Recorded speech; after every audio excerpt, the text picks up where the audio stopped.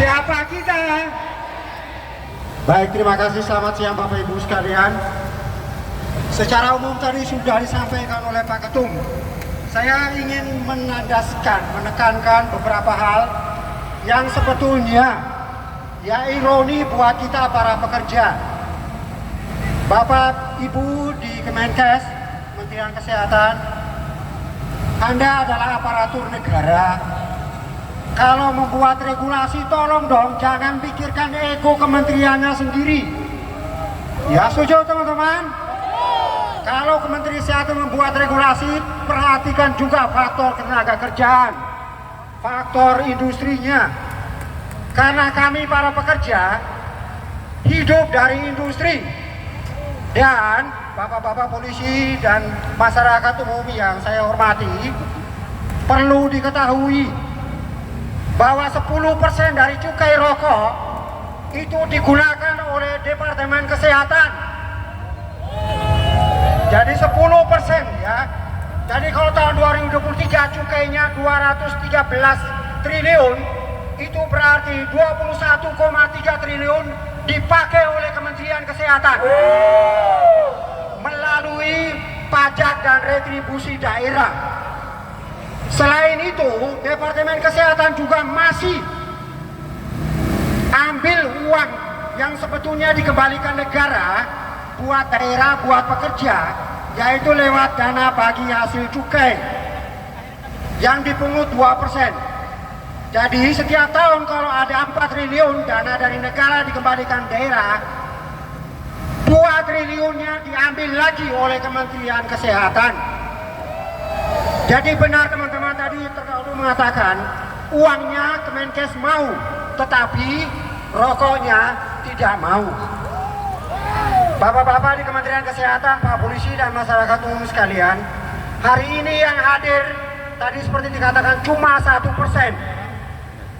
Kita nggak tahu ini yang nekan apa lewat aparat kepolisian atau lewat Kemenkes, bahwa di beberapa daerah kami ditekan oleh BIN, oleh Kapolda, oleh Intelkam dan seterusnya, sehingga kami yang datang ke sini jumlahnya cuma sekian.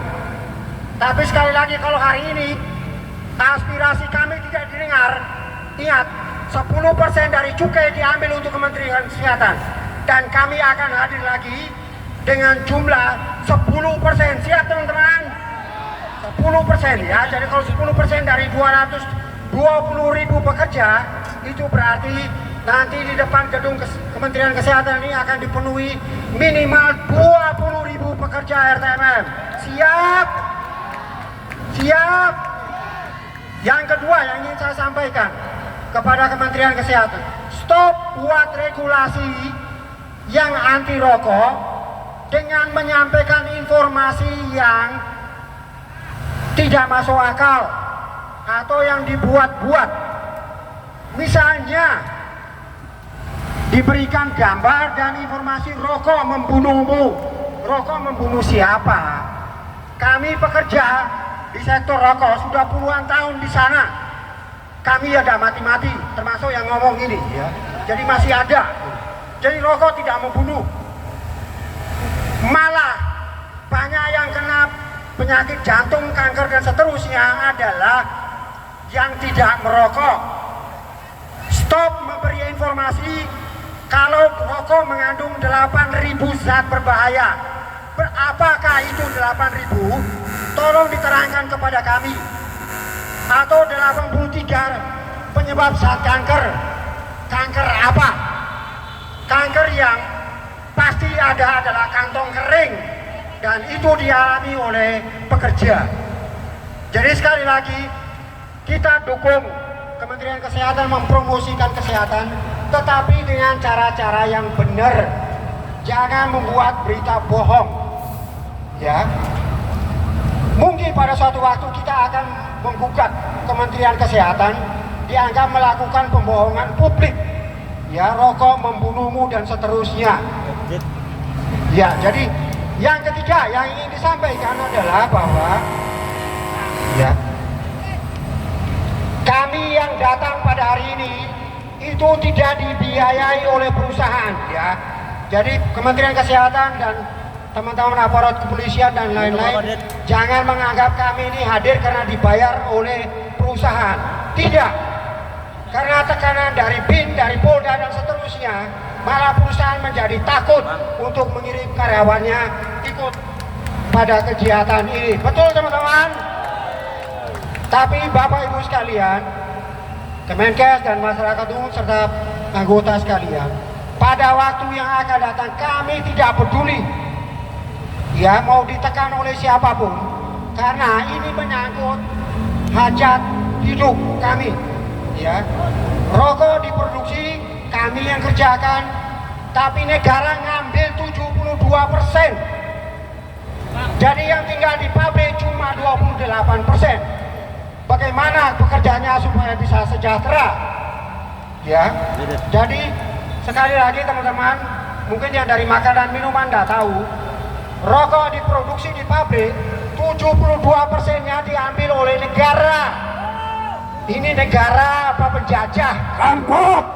Jadi 72% diambil negara dan tinggal 28% itu dikelola untuk beli tembakau dan seterusnya. Yang keempat yang ingin saya sampaikan di forum ini adalah jangan jual industri dalam negeri. Maksudnya begini, kalau dulu Kemenkesnya orang kesehatan dokter, dulu dikenal, kita masyarakat kenal obat yang paling bagus adalah obat yang berasal dari luar negeri. Betul apa betul? Ya, sedangkan obat lokal dianggap tidak laku, dianggap tidak mempan, tidak bagus. Hal yang sama pun Bapak Ibu, industri yang masih bisa mandiri, yang kalau ada resesi dunia tidak terpengaruh, cuma ada industri rokok. Ya, bapak-bapak di Kemenkes, kalau industri rokok dalam negeri mati, apakah bapak-bapak menjamin tidak ada rokok lagi di Indonesia? Rokok tetap ada. Apa jangan sampai ini pekerja curiganya, jangan sampai Kemenkes dan mitra-mitranya diberi uang oleh asing supaya kita ini tidak boleh mandiri. Kita cuma boleh jadi konsumen. Betul betul teman-teman. Kita nggak boleh bikin rokok sendiri, kita impor saja rokok, nanti masyarakat Indonesia yang beli. Dan itulah sebetulnya yang tidak kita harapkan ya. Jadi Kemenkes sekali lagi jangan jual negeri ini kepada asing, karena beberapa indikasi menyebutkan Kemenkes mendapat banyak uang dari luar negeri supaya ya regulasi-regulasi terkait dengan industri ini, industri hasil tembakau khususnya, semakin dikerdilkan dan kalau bisa hilang. Yang keempat yang ingin saya sampaikan, rokok mau dihilangkan diganti oleh produk farmasi teman-teman.